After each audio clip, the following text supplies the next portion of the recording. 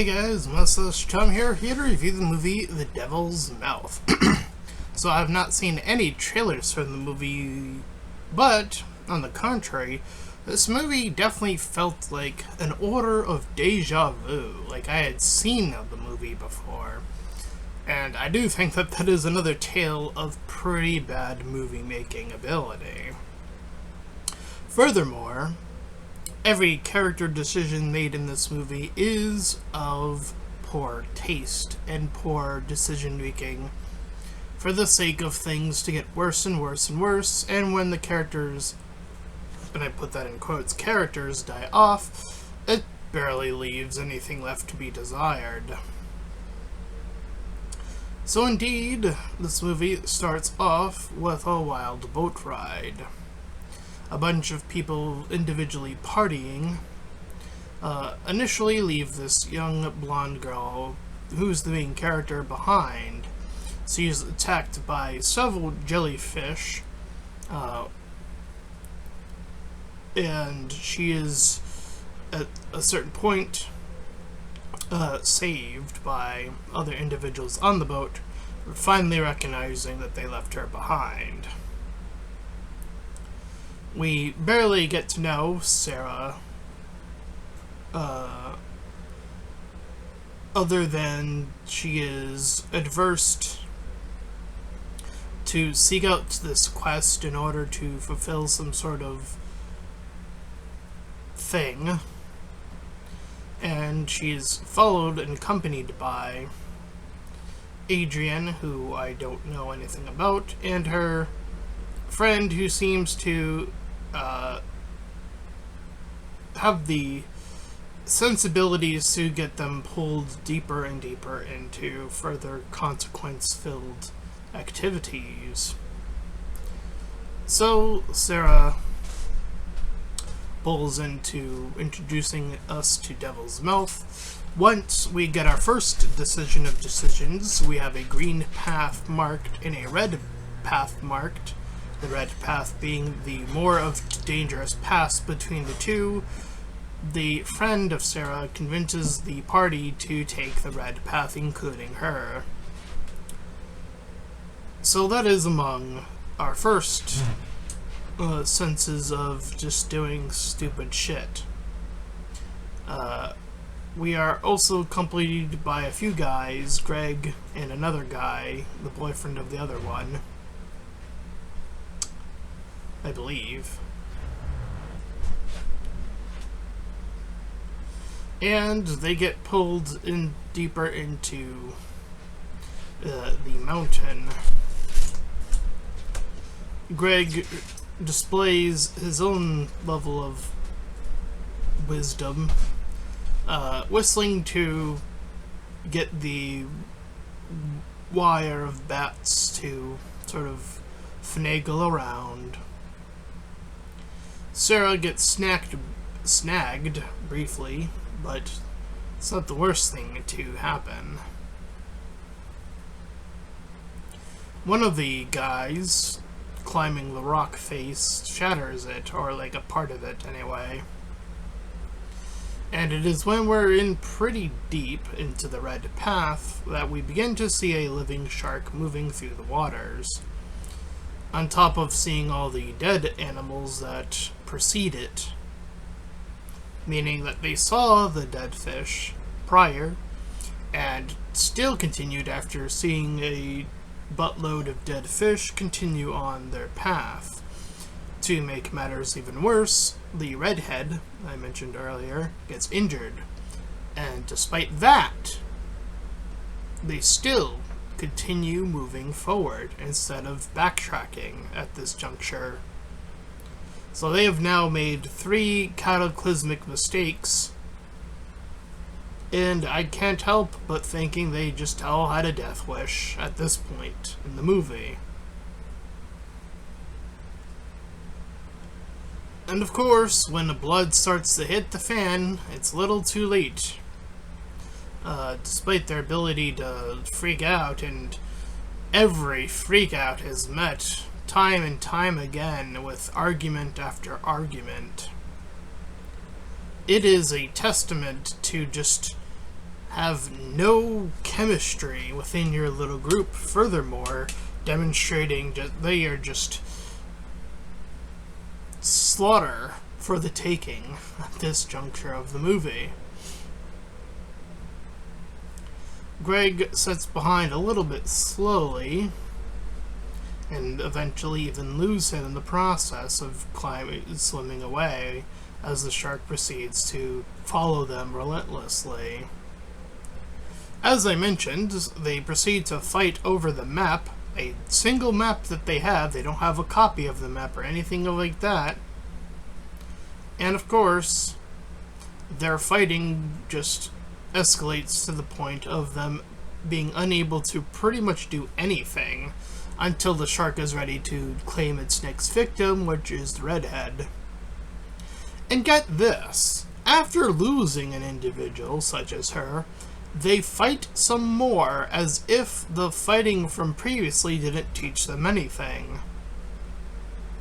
So the girl who prompted them to get into this situation, named Max, fucks off. She's like, fuck you guys, I'm just gonna keep going ahead. But James and Sarah follow. Greg has already been pulled away, and so too has the redhead. So they begin climbing. James says the most accurate thing of the entire film, calling himself of an idiot. I don't think he gave the group enough credit in their group idiocy, to be quite fair. In the process of trying to climb, Max almost falls. They're like in this cavern section.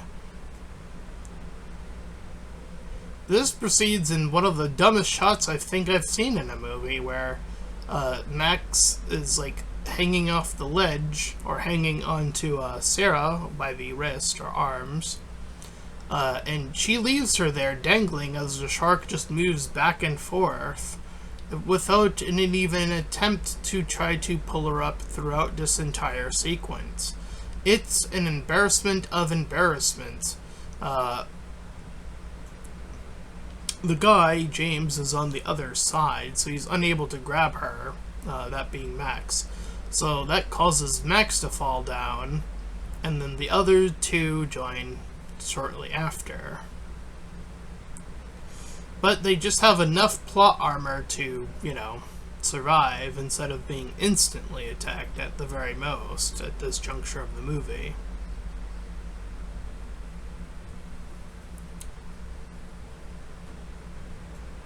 So they begin swimming, obviously, and the shark is somehow not attacking, or at a good distance away. However, they hit another cataclysm, getting James stuck pinned in by like this rock slide. His body gets snagged into the cavern, unable to escape. The two unsuccessfully able with their strength to pull him out. Thus he is left in the water to just run out of air. Probably one of the scariest ways to die, but it was presented so casually. I don't know, there was just something about it. It just felt... it didn't feel like it was anything. But I can't say I'm surprised. But luckily for our two remaining survivors, Max and Sarah, the shark gets baited by the bats because they're starting to backtrack to that area of the cave.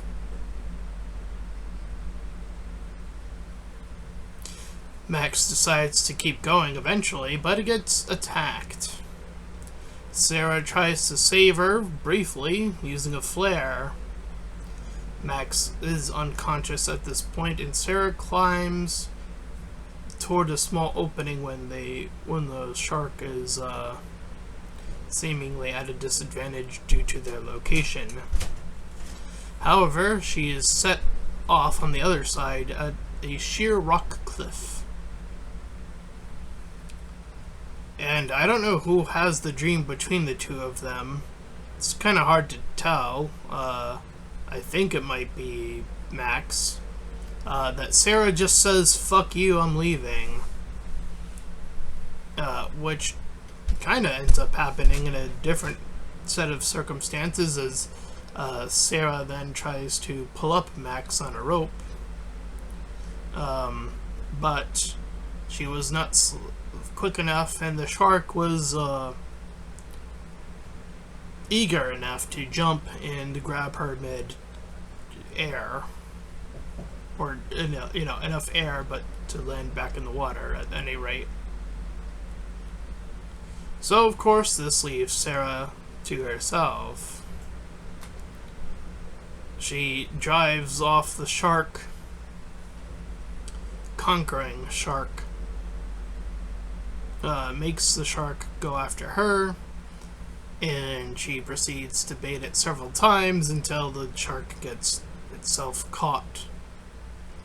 Now, with that, she reaches another surface area where there's an opening, and she celebrates being the remaining survivor of the Devil's Mouth. Boy, what a movie. I talk a lot about horror movies, and there is something to be said about just following tropes, and too many of them to just really care about the adventure. Obviously, this movie clearly needed a rescript of a deep variety. First, a slower opening of sorts. Learning about who our characters are rather than setting up this vague notion that they just forget about one of the main character of the movie here. That does not set up a good sign for the characters to come. So they needed to rewrite this movie, get a little bit more meat on the bones at the beginning,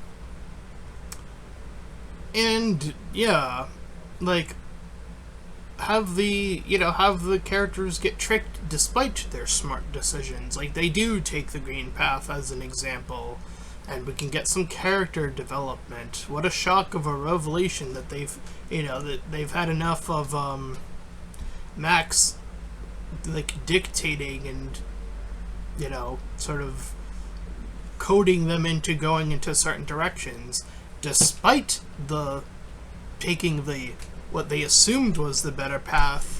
The shark actually enters in. That could have been a subversion of expectations while also doubling on character work. But instead, the characters make this stupid decision.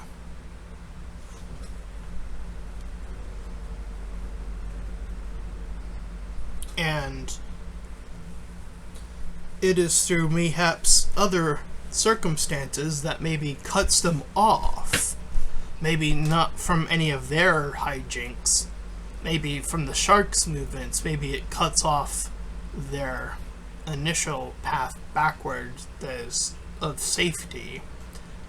Therefore, they have to proceed forward, rather than it being some dumb choice and a suicidal choice. This makes the characters seem competent while also making the predator, the shark in this instance, still as vicious as it is in this version. There are so many ways to fix this movie, quite frankly. And to top it all off, as I mentioned, now that you have this conclusion where the characters are making a smart decision, you have characters that have been better built up. Now, seeing them go has a far more consequence. And each decision from this point moving forward makes a lot more sense. Even if they did come across the dead fish now, at this juncture of the movie that I'm doctor scripting because this movie's dog shit, then it's, yeah, you kind of have to proceed that way. The shark is behind you in this in the instance that I'm creating here. So you're gonna want to go the way that's, despite all the dead fish, you kind of have to go that way anyway. Again, force it, not choose it. It makes the characters seem, again, more believable. That they're desperate, that they, came to a better conclusion, again, just talking it out. And despite these good decisions, again, that they could have been making, it's still, the predator in this instance was still a far greater challenge for them to survive. So as the movie is, this is like a 2 out of 10, 3 out of 10, if I'm being generous. The 3 is probably generous. This is your 2 out of 10 actual bad movie. It has been a long time since I've seen something this bad, but hey, I am here to review movies and tell you what you should and, what's good and what's bad. That is my entire job here at YouTube. So, definitely avoid this one, unless you just want to see some slop, I guess, but ask for better, quite frankly. So that's my review of The Devil's Mouth. If you ended up enjoying it, then please feel free to like, comment, and subscribe. Also make sure to check out those links in the description when I head you over to my petition about small YouTubers, second to my PayPal, who you can help support me, my channel directly, and third to my Discord server. You can join, collab, shield, do all that cool stuff, and until next time, everyone, bye-bye.